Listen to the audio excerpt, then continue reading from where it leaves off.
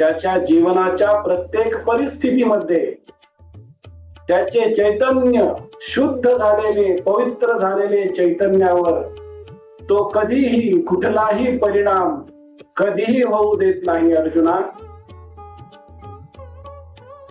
एखाद्या कार्यात यश प्राप्त झाले तर तो त्या यशाचा अहंकार कदापि बाळगत नाही, आणि नंतर एखाद्या कार्यामध्ये त्याला अपयश प्राप्त झाले तर त्या अपयशामुळे तो कधीही खचून जात नाही, निराश होत नाही, हताश होत नाही. अर्जुना,